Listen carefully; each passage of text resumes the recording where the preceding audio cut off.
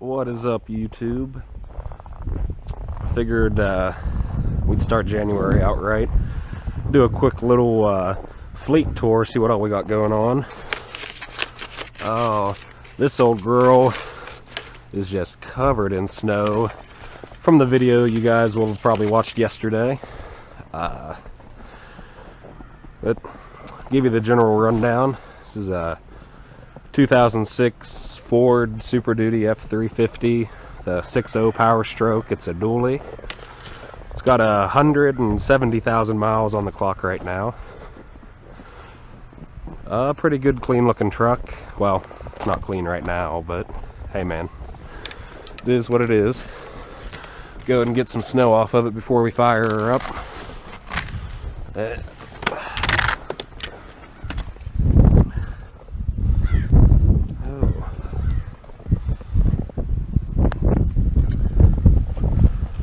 Alright guys, the next vehicle in the fleet, the pride and joy of the fleet, is our 1991 Subaru Justy.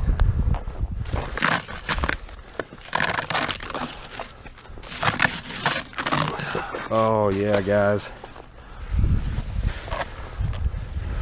this thing is mint, has 90-ish thousand miles on it. Let's take a look real quick.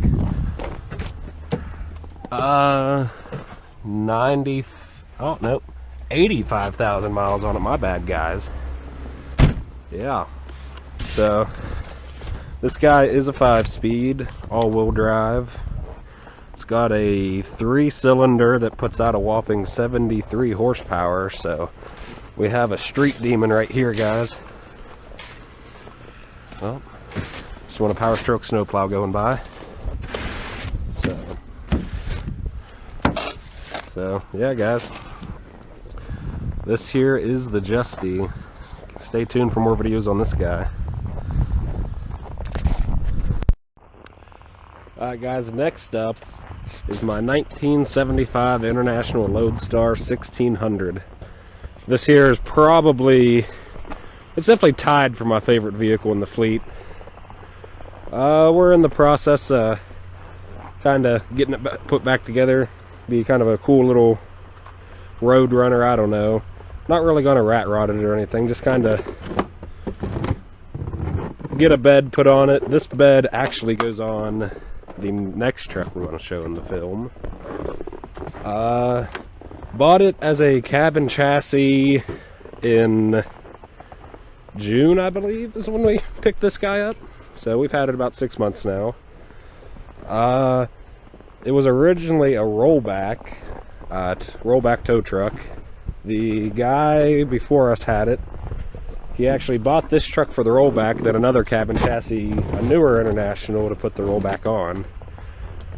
Let's see.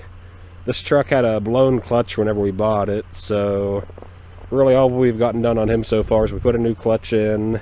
Let's show you the inside. Just a couple weeks ago, oh, there we go. Actually just cut the floor out to do some rust repairs on it. Put brand new brake booster in, lines, whatnot. So brakes are all taken care of now. Has a good working clutch. It's got 146 on the clock, I believe. So, we'll see what happens. But it's got a real strong, good running 345 V8. It's got the original drivetrain in it. It's a pretty long truck, so I've had the idea of for a while now of kind of bobbing it, you know, maybe put like a 10-foot flatbed on it right now, because right now it needs at least a 16-foot flatbed to fill out the chassis, so we'll see what happens. I don't know. On one hand, I like the long chassis. On one hand, I think it'd be cool running around town in a short chassis truck, but hey, we'll see what happens. But we'll have to give you a fire up and running video of this guy here soon. It's a little cold out today. It's about 7 degrees out, so we'll hold off on that for now. Alright, the next vehicle in the fleet is the 2001 F250 Super Duty. It's got a 7.3 with a 6-speed in it. Get you a little interior shot here. Has a tarp on it right now, guys, because the windshield is broke. So that's kind of the main reason this big old blue tarp's on here.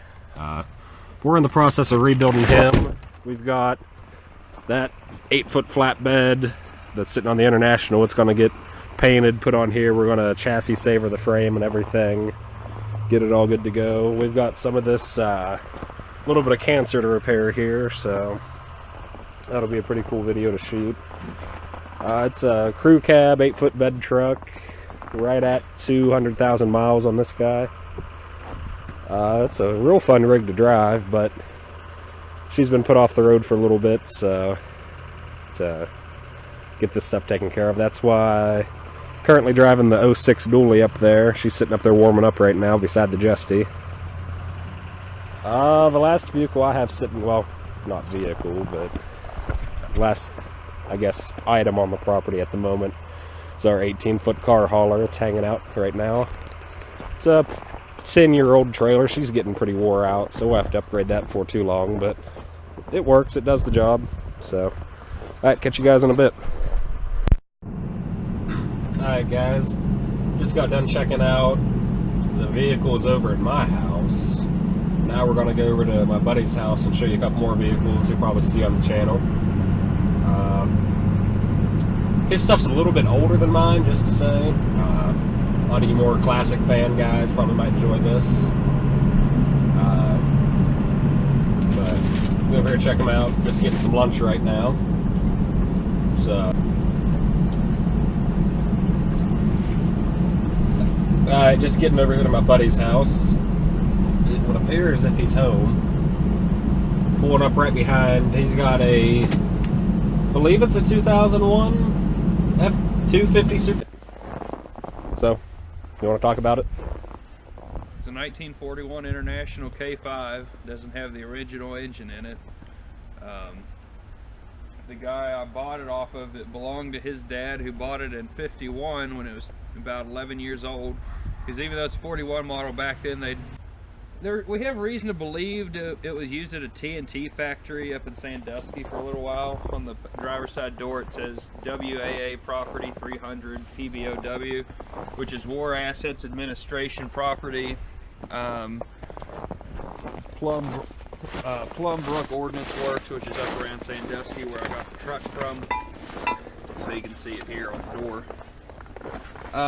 But it was used as a farm truck from 1951 to about 2000.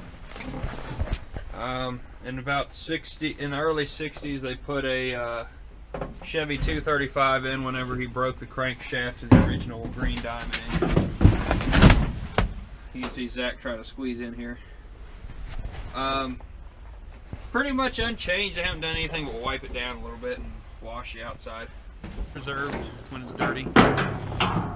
Ooh. Dude, look at that. So, 55 Chevy 235.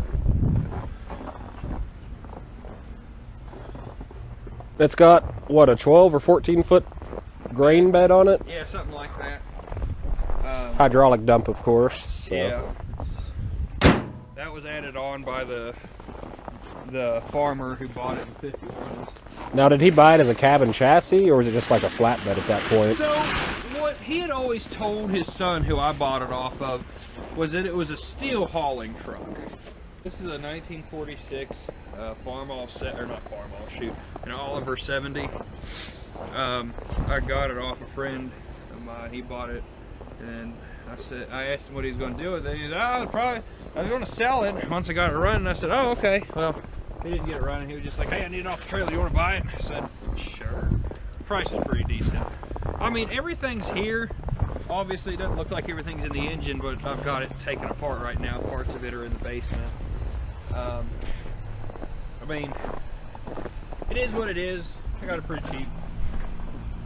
So, everything's solid. The sheet metal is like the least solid part, but anything that matters is solid. So, I mean, what can you expect for something that was sat out on the road for 20 years? Yeah, pretty cool. Each of the gauges, like, say Oliver. I know. I've got 2 more dashes in the basement. Yeah. and some other parts. It does turn over, but it needs a new piston on the rear. The very back piston has a chunk missing out It's of a straight 6 motor, right? it. Yeah. I don't know what the displacement is. It's basically a Cummins. Basically. Just ask it. Oh my God, it's a straight 6. I'll tell you what, it's got the most power because it's 6 in a row ready to tow, my God. But yeah, it's got the head taken off it right now, oil pan pulled out of it. I was working on taking the crankshaft out, but it was a bitch by myself. So, and I didn't. Nah, I think that one there's the coolest out of all the vehicles we have currently, but I'll never tell him that. Did.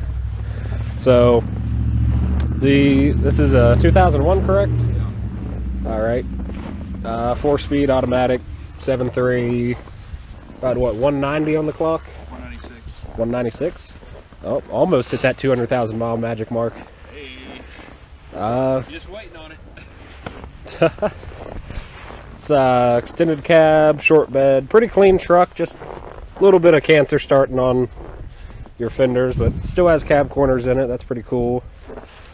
Let's see.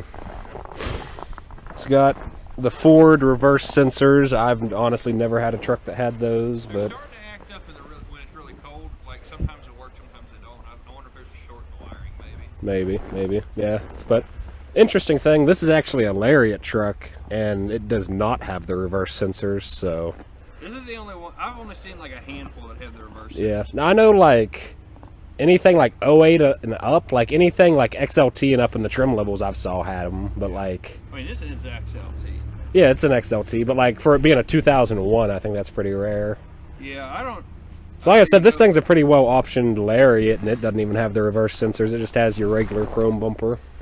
It might have been something that whoever had it before me added on after. Yeah, but I don't know, it works sometimes. It used Yep. to work all the time. oh, You need the back, when was the last time this thing ran? like a little while ago. You want to do a cold start? Well, I've been having it plugged up, so it's not really too hard to start it.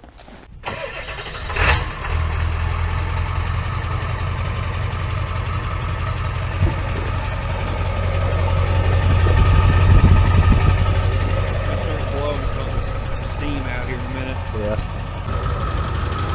Alright guys, this is the cutest Super Duty horn you ever hear.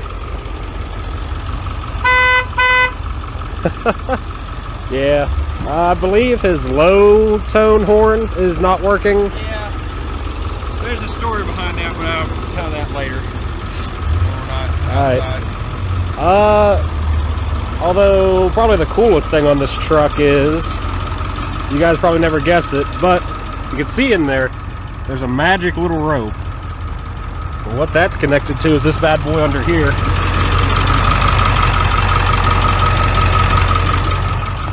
It probably wouldn't blow right now anyway. No, yeah, it's like... So what train horn is that? What is it? Nathan P3. So that is a real Joe legit, like, train locomotive I could go horn. slap it on a locomotive right now and it'd be legal. Alright, he's got onboard air on this truck. Toolbox is actually pretty clean right now. Yeah, it's got a big crack over here. There she goes into high idle, boys.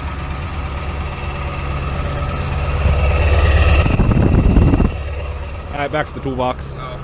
Yeah, it's not too messy right now. I actually got another one in the basement that I'm going to put in here because this one's got a big crack over here. It just keeps getting worse and worse.